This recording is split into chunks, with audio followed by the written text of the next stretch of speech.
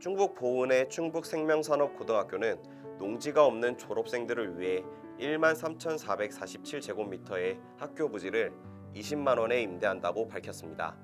충북생명고는 청년 농부를 꿈꾸지만 꿈을 펼치기 위한 터전이 부족한 학생들의 고민을 조금이나마 덜어주기 위해 저렴하게 임대한다고 밝혔습니다. 경기 남양주시가 순차적으로 온라인 계약에서 등교 계약으로 전환됨에 따라 학생들의 안전한 교육 환경 조성을 위해 열화상 카메라 23개를 초중고등학교에 추가로 지원했다고 밝혔습니다.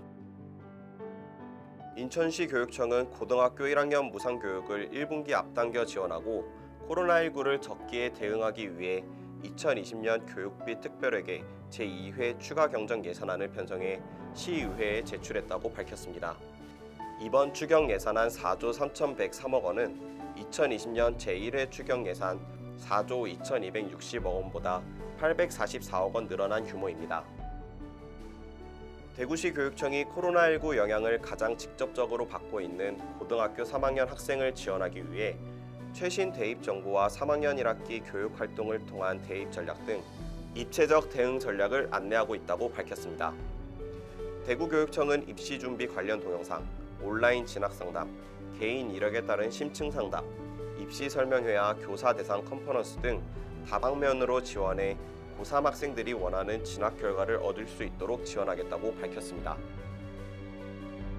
울산시 교육청이 초중학교 학업을 중단한 청소년의 학력을 인정해주는 학교 밖 청소년 학력 인증 사업에서 첫 번째 인증자를 배출했습니다.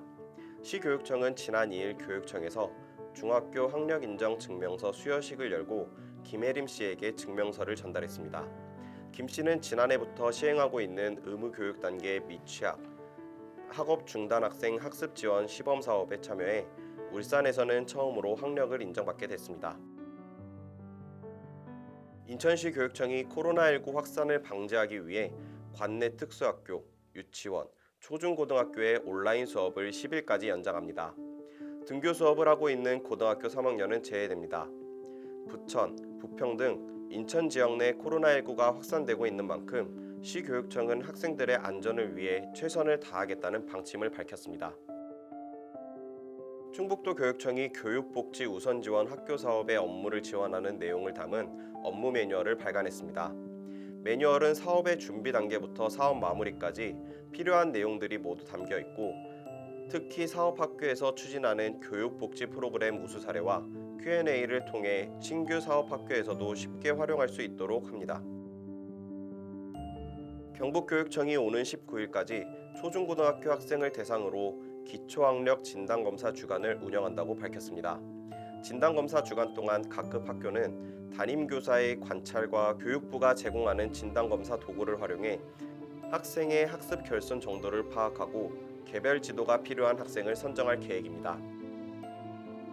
서울교육청이 하반기 관내 학교 30개에 명화를 순회 전시하는 문화사업을 추진합니다. 순회 전시는 코로나19 장기화로 학교 구성원의 불안감을 예방하는 심리 방역의 성격으로 진행됩니다.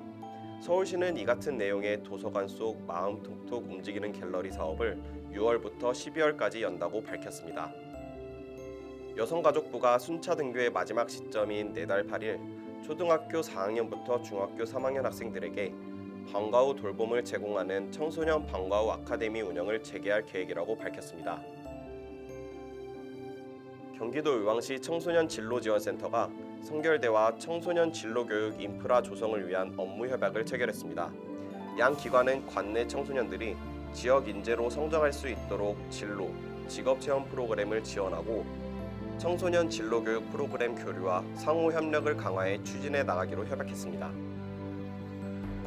경기도 용인시의 2022년 개교를 목표로 반도체 고등학교 신설이 추진됩니다. 시와 교육지원청에 따르면 SK 반도체 클러스터와 기존 삼성전자 기흥 캠퍼스 등의 인프라를 활용해 첨단 기술 인력을 양성할 특성화 고교인 국립 반도체 고교 신설을 추진한다는 것입니다. 2022학년도 대학 수학 능력 시험부터 한국사 영역의 답안지가 선택 과목인 탐구 영역과 분리되며 시험 중간에 걷어가는 형태로 바뀔 전망입니다.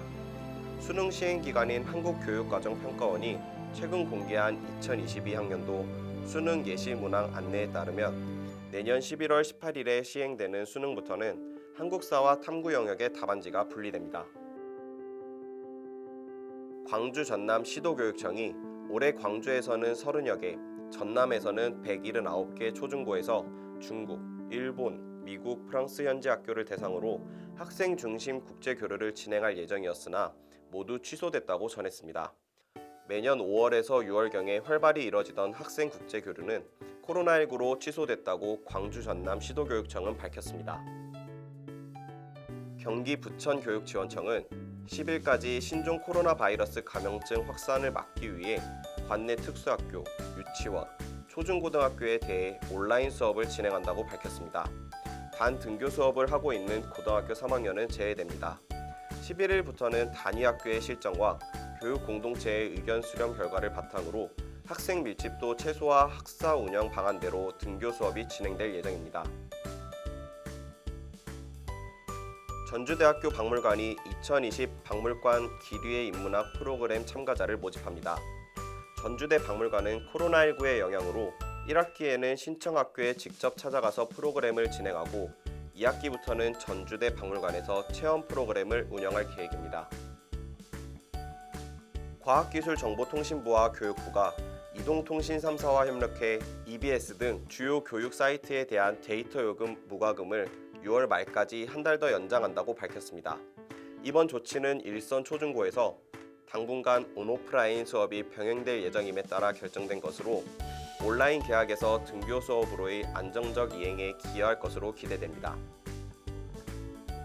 부산시 교육청은 등교 중인 학생이 처음으로 신종 코로나 바이러스 감염증 확진 판정을 받음에 따라 김석준 부산시 교육감 주재로 부산 지역 초중고교 및 특수학교 등 모든 학교장이 참여하는 원격 회의를 개최했다고 밝혔습니다.